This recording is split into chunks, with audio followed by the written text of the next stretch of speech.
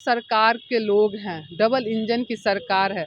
लगातार ये स्टूडेंट विरोधी सरकार है, ये पता चल गया है। वो अभ्यर्थी पूरा दिन रात 24 घंटे मिल करके मेहनत कर रहे हैं, लगातार पढ़ रहे हैं। वो परीक्षा देने की जब बात आती है, उनको जो फॉर्म फिलअप करने की बात आती है, तो अब 3-3 दिन के लिए सर्वर डाउन हो जाता है। उनके भविष्य की बात के साथ जो खिलवाड़ किया जा रहा है लगातार, तो आप पेपर लीक होता है, अभ्यर्थी जब रोड पे आते हैं, आप उन पर पथराव मतलब लाठी चार्ज करवाते हैं। तेजस्वी यादव ने लेटर जारी किया, उसके बाद से कहा जा रहा है सत्ता पक्ष की ओर से उकसाने का काम तेजस्वी यादव ने किया है। तेजस्वी यादव भी उकसाने का काम नहीं किया। तेजस्वी यादव ने बिहार की शिक्षा जो व्यवस्था है ठप, शिक्षा व्यवस्था किस तरह से जर्जर हो चुका है, उस पर आवाज उठाया। उनके पिताजी किसान रहे हैं, मजदूर रहे हैं, रिक्शा चला रहे हैं, ठेला चला रहे हैं। उनके बेटे अगर बच्चे पढ़े लिखे तो क्या वो ना सपना देखें?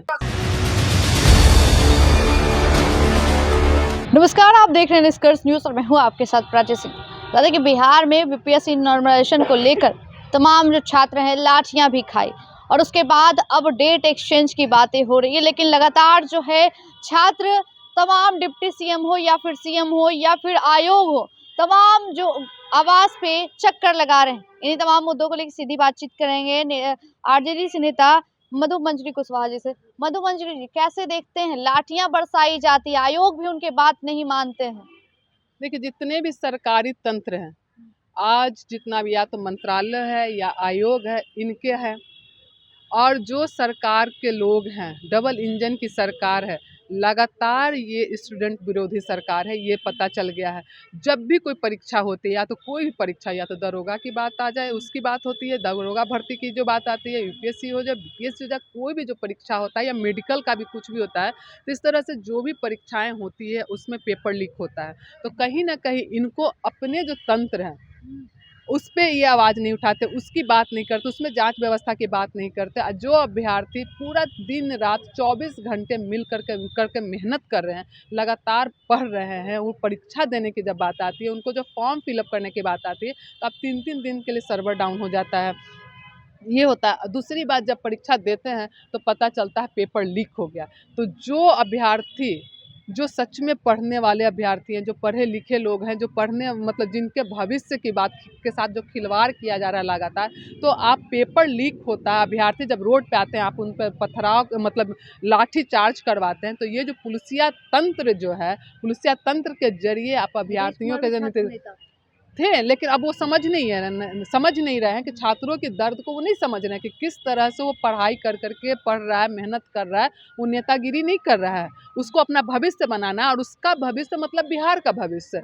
अगर आप पेपर लीक करते हैं, इसका मतलब वैसे स्टूडेंट को आप मनोबल बढ़ा रहे हैं जो पढ़ाई लिखाई तो करता नहीं है, उनको चोरी चमारी कर करके आगे बढ़ना है। लेकिन जो अभ्यर्थी, जो पढ़ने वाले अभ्यर्थी हैं, जो दिन रात मेहनत कर रहा है, उसके भविष्य के साथ खिलवाड़, उसके भविष्य के साथ ही नहीं, ये बिहार के भविष्य के साथ खिलवाड़ है। ये बिहार की जनता देख रही है। और ये जो डबल इंजन की सरकार हो या तो आरोप लग रहा है कि जो लाठियां चार्ज हुई और उकसाने का 2 दिन पहले जो लेटर लिखा गया सोशल मीडिया के जरिए, जो तेजस्वी यादव ने लेटर जारी किया, उसके बाद से कहा जा रहा है सत्ता पक्ष की ओर से उकसाने का काम तेजस्वी यादव ने किया है। तेजस्वी यादव भी उकसाने का काम नहीं किया। तेजस्वी यादव ने बिहार की शिक्षा जो व्यवस्था है ठप, शिक्षा व्यवस्था किस तरह से जर्जर हो चुका है, उस पर आवाज़ उठाया।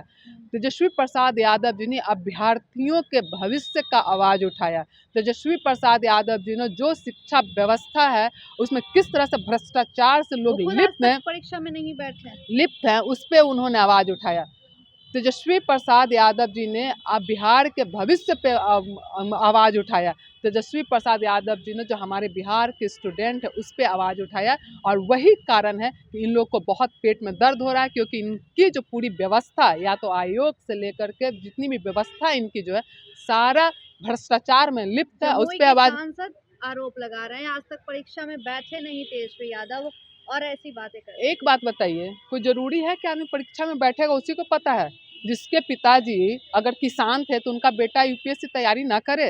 जिसके पिताजी किसान रहे हैं, मजदूर रहे हैं, रिक्शा चला रहे हैं, ठेला चला रहे हैं, उनके बेटे अगर बच्चे पढ़े लिखे तो क्या वो ना सपना देखें?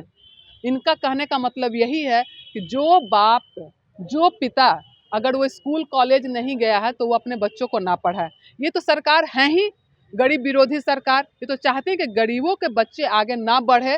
जो अमीर के बच्चे हैं, जो पैसा दे करके इनके तंत्र को खरीद करके इस तरह से जो भ्रष्टाचार कर उनके बच्चे ही हैं। तो इस बात को ये मतलब ये साबित कर रहे हैं कि तेजस्वी यादव जी अगर एग्जाम नहीं दिए हैं तो जो एग्जाम नहीं दिया है उनके बच्चे एग्जाम में ना बैठे, यही कहना चाह रहे हैं। और तेजस्वी यादव जी एक क्रिकेटर थे, मैच खेलते थे। अगर वो चाहते तो जो मुख्यमंत्री का बच्चा उसको कौन सा सर्टिफिकेट लेने में बात होती, लेकिन नहीं, उनकी ईमानदारी, उनकी विश्वास, उनकी आस्था ये बताता है, दिखाता है कि वो एक ईमानदार हैं। वो चाहते तो कोई भी खरीद सकते थे ना, कोई भी खरीद सकता था, लेकिन उन्होंने ऐसा नहीं किया। वो चाहते थे कि वो जो है वो क्रिकेटर हैं, क्रिकेट खेलते हैं, उसमें बहुत सारे सचिन तेंदुलकर ही कितने पढ़े लिखे हैं, लेकिन पूरा दुनिया के वो आइकन हैं।